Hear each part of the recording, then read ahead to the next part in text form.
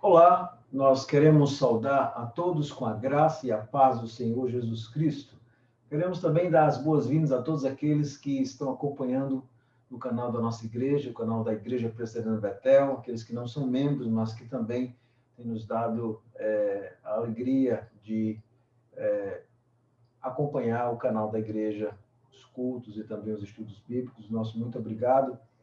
Hoje, meus irmãos e amigos, nós vamos estar mais uma vez estudando um assunto, continuando, na verdade, nós iniciamos na última terça-feira sobre o tema disciplinas espirituais.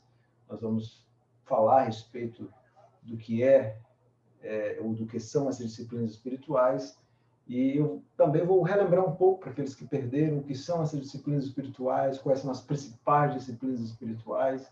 E hoje nós vamos focar especificamente em uma delas, que é a leitura da Palavra de Deus. E eu também quero trazer alguns conselhos práticos para vocês com respeito a esse assunto, ok? Então vamos orar para darmos início. Bendito Deus, tem misericórdia da nossa vida. Tu és um Deus santo e nós somos pecadores, indignos da tua graça, Senhor.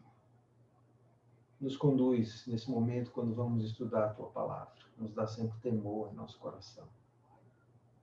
Ilumina as nossas mentes, mas aquece os nossos corações para entendermos a tua palavra, para aplicá-la em nossa vida. Em nome de Jesus. Amém. Muito bem, eu vou compartilhar aqui um slide para que vocês possam acompanhar também.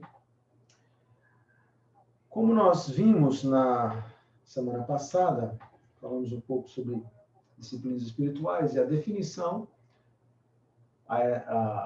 sobre o que são disciplinas espirituais. O que são disciplinas espirituais são as práticas encontradas nas Escrituras que promovem o crescimento espiritual do cristão com vistas à maturidade de Cristo. Então, quando a gente fala em disciplinas espirituais, tem a ver com uma série de práticas que são ordenadas pela palavra de Deus, que vai promover o seu crescimento espiritual. Se você é um crente verdadeiro, você vai crescer. E a ideia de disciplina significa a ideia de um esforço, de um foco, onde você realmente vai usar a sua energia para fazer aquilo que a palavra de Deus ensina, cujo alvo, obviamente, seu é chegar à maturidade do Senhor Jesus Cristo. Nós falamos também sobre as principais disciplinas espirituais, falei de algumas: a leitura e meditação nas Escrituras, a oração privada, familiar e congregacional, o jejum privado e congregacional, a dedicação do dia do Senhor, o atender ao culto e o ouvir a pregação das Escrituras, a participação e lembrança dos sacramentos. Então, embora haja, como eu expliquei, visões diferentes, a fé reformada reconhece pelo menos essas como sendo as principais disciplinas espirituais, que muitas vezes algumas delas também são chamadas de meios de graça, tá bom? E hoje, no estudo de hoje, eu quero focar especificamente sobre a leitura e meditação na palavra de Deus, ok? A primeira coisa que eu quero dizer é que se você é um crente verdadeiro, você sabe que você precisa das Escrituras. Porque nenhum cristão pode conhecer a pessoa de Cristo, nem o ensino dele, a parte das Escrituras, a parte da Bíblia. No entanto, a ideia de ler a palavra de Deus, de meditar nela, tem algo a ver com algo mais profundo que Deus faz em nós. Então, a palavra de Deus vai nos ensinar que o meio escolhido por Deus para salvar pecadores, o meio como a nossa confissão de fé de Westminster fala, o meio ordinário, ou seja, o meio mais comum de Deus salvar pecadores, é pelo poder da palavra, pela pregação da palavra. Esse é o meio de Deus salvar pecadores. Nós vemos isso em Romanos 10, 17. Paulo diz que a fé vem pela pregação e a pregação pela palavra de Cristo. Então, quando o Espírito vai transformar um pecador que não conhece a Deus, ele transforma pela palavra. Esse é o meio. A palavra que está sendo pregada. Mas quando o Espírito transforma uma pessoa pela palavra, aquela obra do Espírito não terminou ali. O Espírito também vai continuar essa obra de transformação, no sentido de que a pessoa vá chegar até a maturidade de Cristo. Então, o povo de Deus é transformado pelo Espírito e sua palavra, mas nós também somos transformados diariamente pelo Espírito Santo. Isso, obviamente, vai ocorrer pela palavra, tanto pregada como ensinada, ou como aquela que nós lemos e meditamos, onde nós, a cada dia, vamos crescendo nesse conhecimento. Eu quero ler rapidamente aqui 2 Coríntios 3,18, um texto importante. 2 Coríntios 3,18, diz assim a palavra do Senhor. E todos nós, com o rosto desvendado, contemplando como por espelho a glória do Senhor, somos transformados de glória em glória em sua própria imagem, como pelo Senhor, o Espírito. Então, Paulo está ensinando que a obra do Espírito é nos transformar a própria imagem do Senhor Jesus Cristo. Essa é a obra do Espírito em nós. E ele vai fazer isso pela palavra. Há um relacionamento intrínseco entre o Espírito e a palavra. É o que Calvino chamava a palavra como sendo, ele chamava a palavra como sendo a pedagoga do Espírito. O Espírito trabalha, converte um pecador pela palavra e trabalha nos seus afetos, no seu coração. É bom lembrar que o Espírito habita no coração de um pecador após a transformação, cria santas influências e leva esse pecador para a palavra, e faz isso pela palavra. E o próprio Espírito, ele vai não apenas atuar pela palavra inspirada, mas ele engrandece a sua palavra. Então, as Escrituras, quando nós pensamos na Bíblia, elas são as ferramentas do Espírito na transformação dos crentes. Não há transformação, não há crescimento, não há mudança se nós nos afastarmos da palavra. E o Espírito sempre vai estar levando um crente verdadeiro para a palavra. Há um famoso autor puritano, Stephen Charnock, onde ele mostra esse relacionamento profundo entre o Espírito e a palavra. Eu vou ler aqui rapidamente aquilo que ele nos diz. Ele diz o seguinte: nenhuma espada pode cortar sem a mão que a maneja. Nenhuma prensa modela o aço sem o controle do operador. A palavra é útil em si mesma, eficaz pelo Espírito Santo.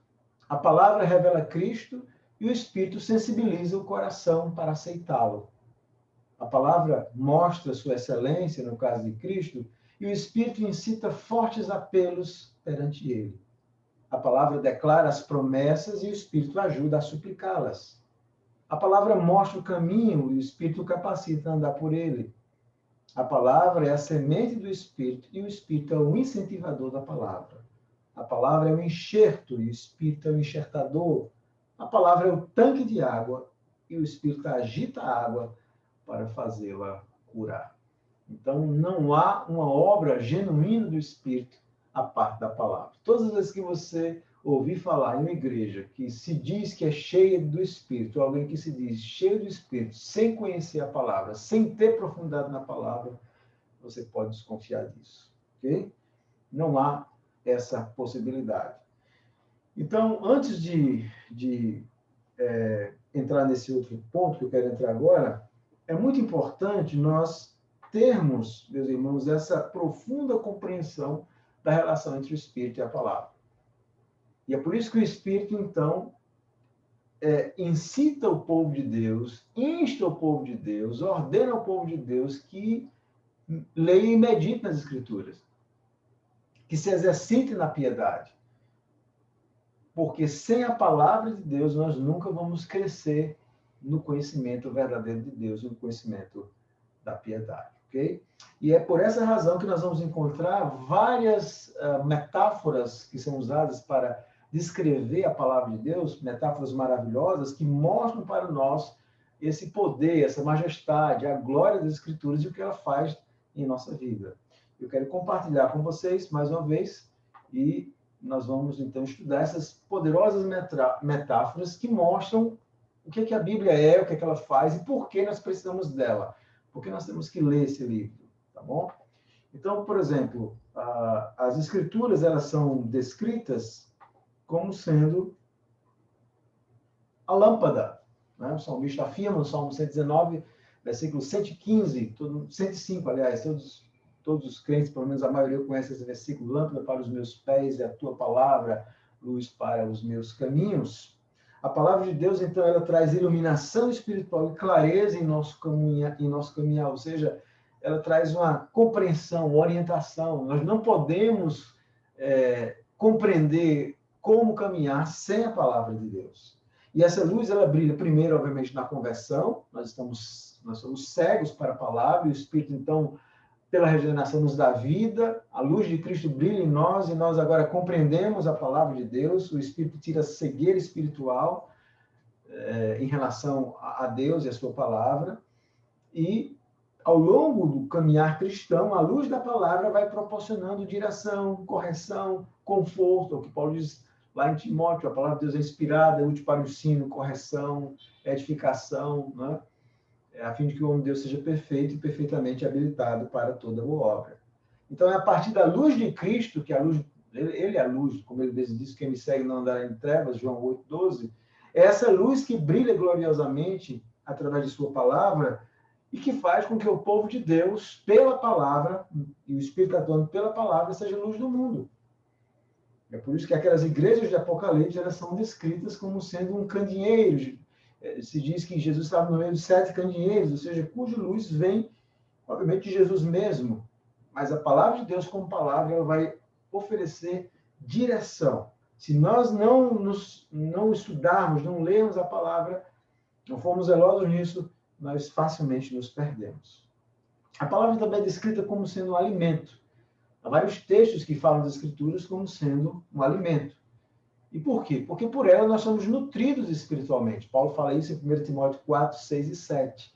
Da mesma forma que você se alimenta, e que você precisa de alimento para nutrir, senão você vai ficar raquítico, você não vai crescer, você vai ficar fraco. Da mesma forma, a palavra de Deus é descrita como alimento para que você cresça espiritualmente.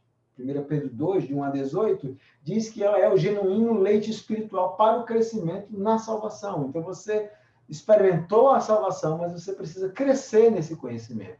E isso vem pela palavra. O autor aos Hebreus, no capítulo 5, versículo 11 a 14, diz que ele é o alimento sólido que precisamos para nos tornarmos crentes maduros e não bebês espirituais.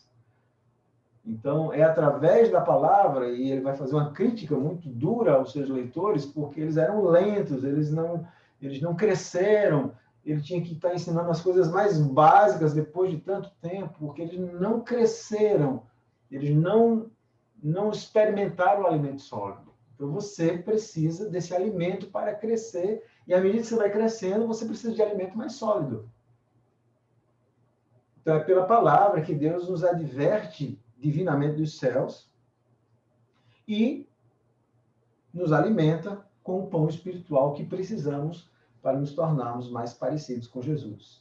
Então, através desse alimento, o Espírito Santo forma a imagem de Cristo em nós e traz essas influências celestiais ao nosso coração. Nós precisamos desse alimento. Da mesma forma que você se alimenta 3 vezes ao dia, por que é que você acha que você não precisa do alimento da palavra? Que você pode passar 1, 2, 3, 4 dias, uma semana sem se alimentar com a palavra. Esse é um grande erro que muitos cristãos cometem, porque esse alimento ele produz muitas transformações em nós. Só a palavra vai produzir essas transformações. A palavra também é descrita como palavra da verdade. É bom lembrar que após a entrada do pecado no mundo e aquela derrocada, o diabo, desde o início e até hoje, é o pai da mentira. O nosso coração pecador também gosta de ouvir mentiras ou fabricar mentiras. É por isso que tantas pessoas seguem tantas ideias e filosofias anti-Deus hoje, não é? Mas, ao contrário daquilo que o mundo é, o diabo é, o nosso coração pecador é, as palavras de Deus, elas são sempre verdadeiras. É por isso que Tiago 1,18 chama as Escrituras de palavra da verdade. Finalmente, nós encontramos a verdade. Jesus, inclusive, ora para que o seu povo seja santificado na verdade, e ele vai dizer em João 17, santifica-os na verdade, a tua palavra é a verdade. Então, pela verdade, o povo de Deus, ele conhece a Deus, ele então conhece a verdade do que agrada a Deus, e finalmente ele consegue entender a realidade do mundo. Jesus é a verdade de Deus, mas como verdade de Deus, ele também nos ensina a verdade a respeito de todas as coisas. Então, na verdade, o que nós podemos dizer nesse momento é que, não sei quantos vocês lembram daquele filme Matrix, onde a personagem principal vivia em um mundo que não era real.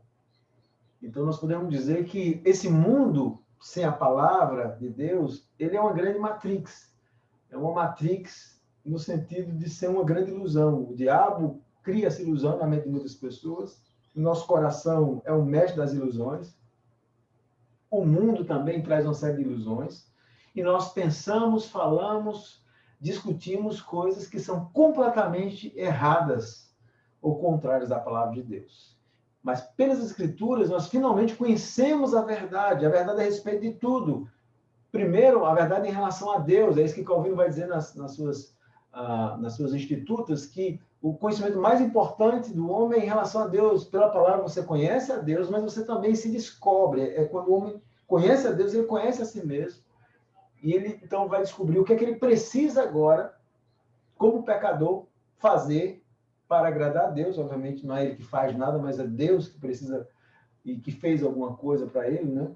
Mas é pelas Escrituras que nós temos esse conhecimento em relação a Deus, a nós mesmos, ao mundo. Nós vamos encontrar nas Escrituras. Então, essa verdade de Deus, ela vai nos dar uma cosmovisão, ou seja, uma visão geral de todas as coisas. Alguém só conhece a realidade pela palavra de Deus. O homem sem Deus está cego, morto. Portanto, nas Escrituras, nós encontramos um grande escopo da verdade de Deus sobre vários assuntos práticos.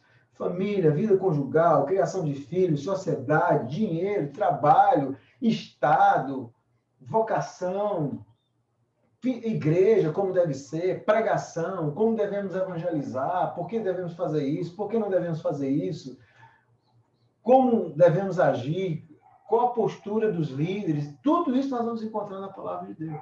Se nós não seguirmos isso, nós facilmente vamos buscar uma ilusão, uma mentira.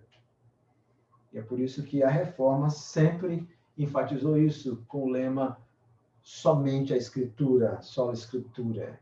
Né? Outra coisa é que a Bíblia vai falar de si mesma, da palavra de Deus, como sendo o caminho de liberdade. O homem natural, sem Cristo, é escravo do pecado. Efésios 2:1 diz isso.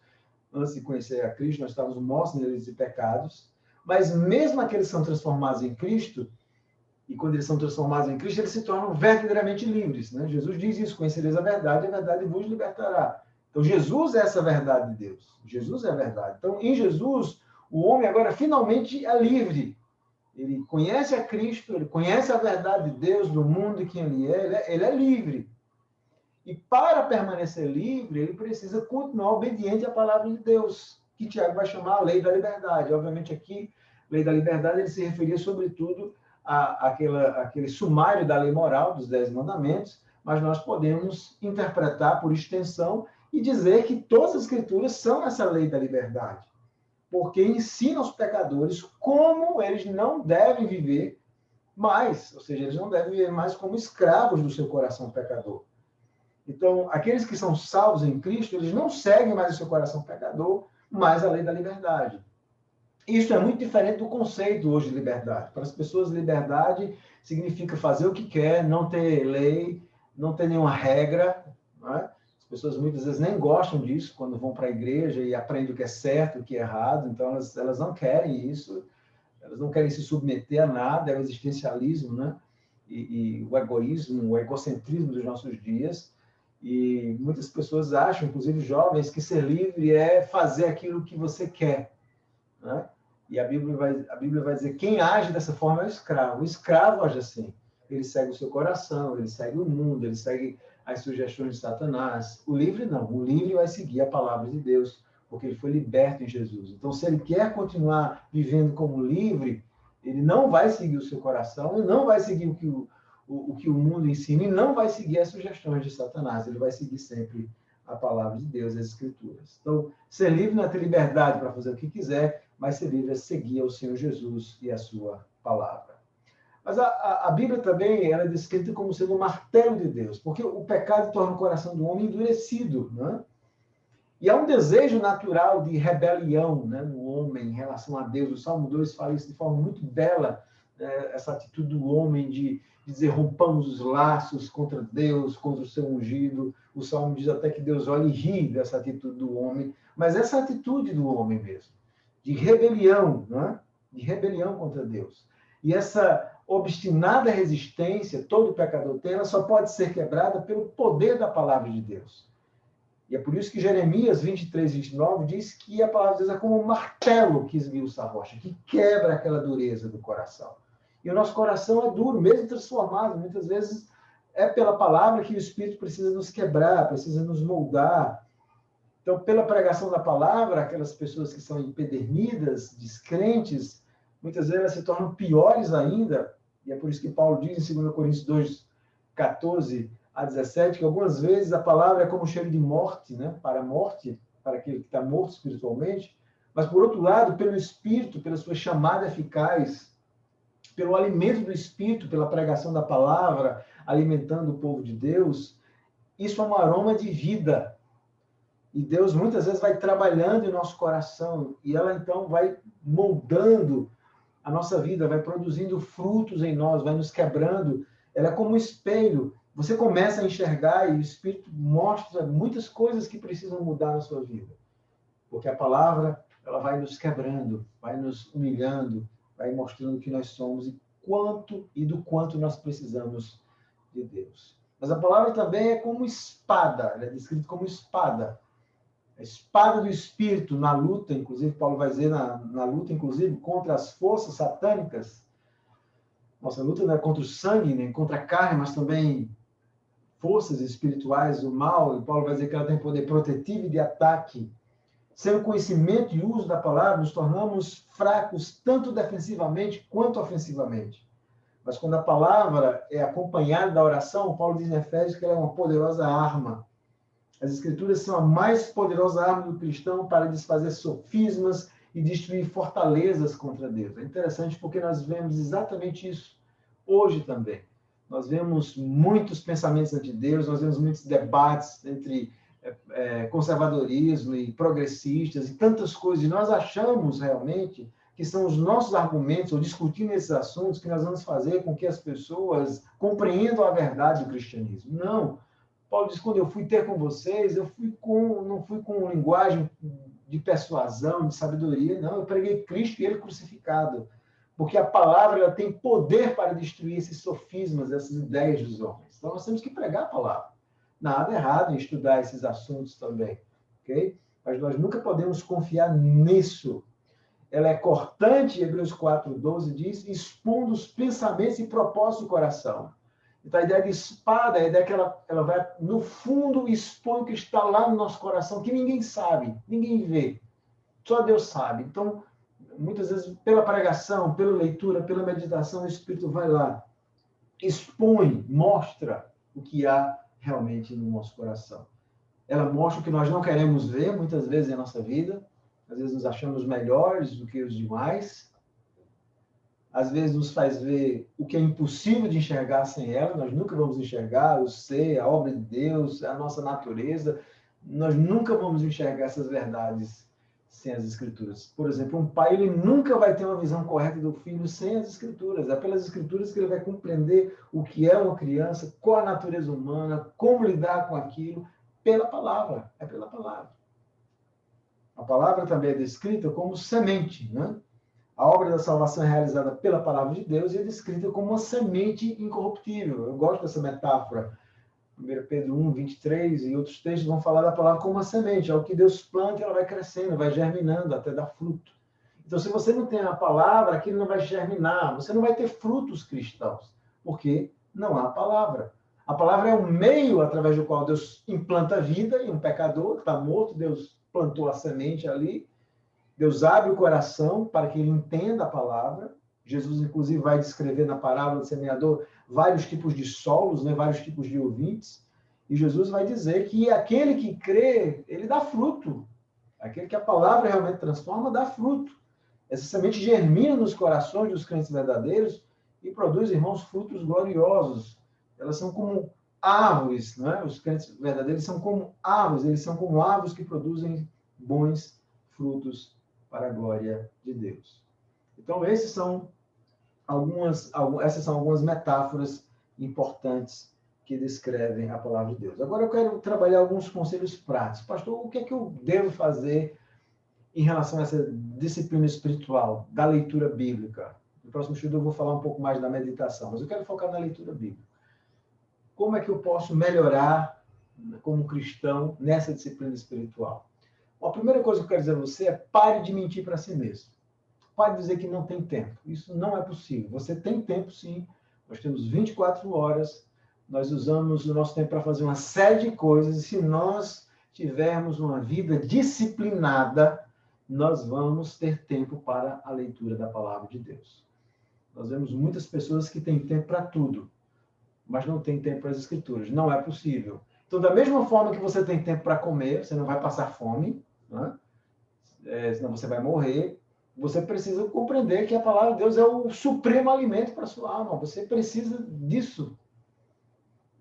Disso vai depender a sua vida, disso vai depender as suas decisões, disso vai depender a solidez do seu coração em momentos difíceis, disso vai depender tudo. Então você tem que ter tempo. Então pare de se enganar dizendo que não tem tempo. Ok? Segundo, pare de se enganar dizendo que a Bíblia é difícil, que é impossível de se entender. Não, o crente verdadeiro, com a ajuda do Espírito, ele é edificado pela palavra de Deus, até porque nós temos inúmeros meios hoje de acesso de pessoas que podem ajudar você a entender a palavra de Deus. Okay? Então, esses são alguns conselhos. Em terceiro lugar, o conselho que eu dou é discipline a sua vida de tal forma que haja um espaço na sua agenda para ler a palavra de Deus. E eu recomendo que você faça essa leitura. Primeiro, você pode ler a Bíblia toda, pegar a Bíblia inteira, de repente fazer um objetivo de ler a Bíblia durante um ano, sem correria e pressa, mas para você ter uma visão geral das Escrituras, observando os detalhes, né? Mas eu recomendo que você faça uma leitura também meditativa. Eu vou falar da meditação no próximo estudo, que é onde você para em textos menores e você então medita, você faz uma reflexão daquele texto, como aquilo se aplica na sua vida, se você está vivendo aquilo, como você precisa da graça de Deus para viver aquelas verdades, como você pode aprender com as histórias, com aqueles pensamentos. Então, essa é a meditação. E aí você, necessariamente, o mais importante não é a quantidade, mas o tempo que você vai meditar naquele texto, naquela porção. Tá bom? Então, medite nas Escrituras, isso é fundamental. Você pode também ter, inclusive, um caderno onde você pode anotar essas meditações. Vocês vão observar que você, às vezes, começa a anotar essas meditações, você passa, às vezes, 1 hora tranquilo, escrevendo, meditando, talvez fazendo no computador.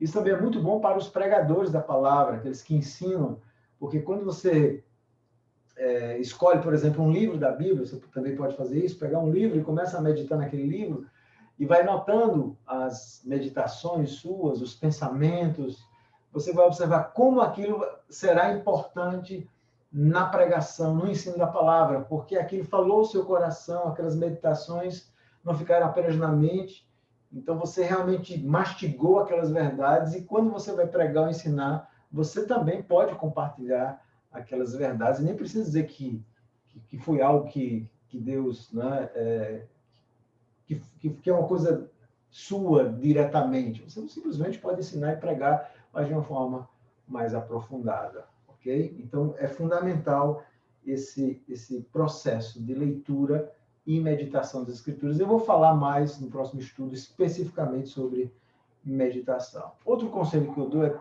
é planeje-se a tal ponto onde você tenha tempo para dedicar mais tempo à Bíblia do que a outros livros.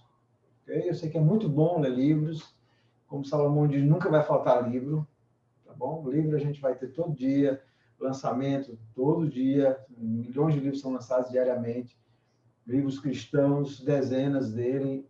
Então, às vezes, a gente lê muitos desses livros cristãos e esquece da palavra de Deus. A palavra de Deus precisa ser prioridade.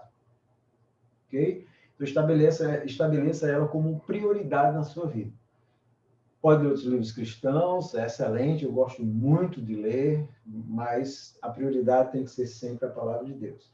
Outra coisa também é que você pode, outro conselho que eu dou, quando você estiver estudando um livro da Bíblia, por exemplo, o livro de Esther, o livro, sei lá, o livro de Mateus, o livro de Gálatas.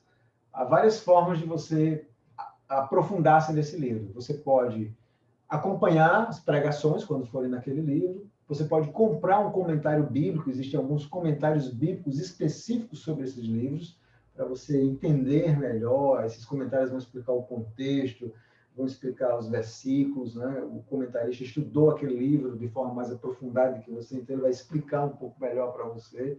Então é bom ter esses comentários bíblicos.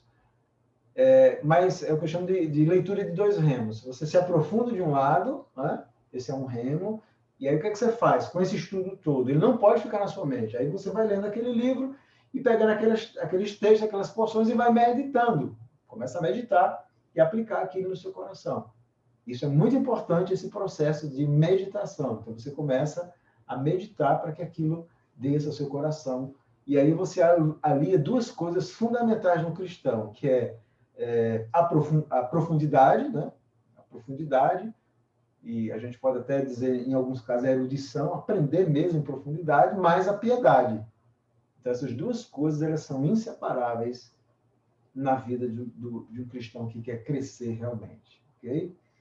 E o último conselho, tenha cuidado com as distrações desse mundo, né? O mundo tem muita coisa a nos oferecer.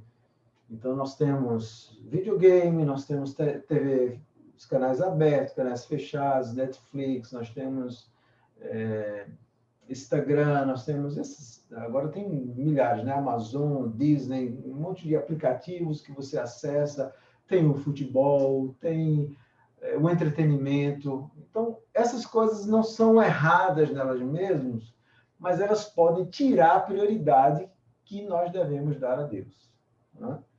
E tem até o pastor John Piper que diz uma coisa interessante. Ele diz que no juízo de Deus, quando nós chegarmos, a prova que nós tivemos tempo para ler a Bíblia é o tempo que a gente gasta com essas redes sociais, é verdade. E as redes sociais são assim, você começa a mexer ali, o YouTube também, né? Instagram, você passa ali 1 hora, quando você piscou o olho, foi 1 hora. Você começa a ler a Bíblia, né? Já vi alguns cristãos, para eles 15, 20 minutos é né? Um desespero, é uma eternidade. Então, isso é muito ruim. E outra coisa também, aos pais, comecem a ler a Bíblia com seus filhos e treiná-los para isso, porque isso vai também motivar a leitura. Nós vemos uma geração que está desaprendendo a arte de ler e refletir, uma geração que tem tudo pronto, né? Uma geração que não consegue se concentrar. Você pode observar como as crianças elas vão passando, elas não conseguem assistir muitas vezes um episódio completo de alguma coisa, nem mesmo de um desenho. Então, a leitura bíblica vai trazer isso, esse ler, esse refletir, o ponderar. Talvez uma ideia boa também, como muitos fazem, é reassistir a pregação e conversar um pouco mais, fazendo as aplicações também com seus filhos. Então, existem várias formas. O mais importante é ler a palavra de Deus e nunca deixar de estar meditando na palavra de Deus. Isso é a base da vida cristã. Se isso requer de nós disciplina, foco, zelo, cuidado, que façamos isso. Não tenhamos medo de dedicar tempo e energia na leitura da palavra de Deus. Tá bom? Que Deus abençoe os irmãos. E eu quero agradecer a todos os que estiveram conosco aqui estudando sobre a disciplina espiritual da leitura bíblica, que será complementada com outro estudo sobre meditação. Deus abençoe a todos, fiquem na graça e na paz de Cristo, e em seguida nós teremos a reunião de oração.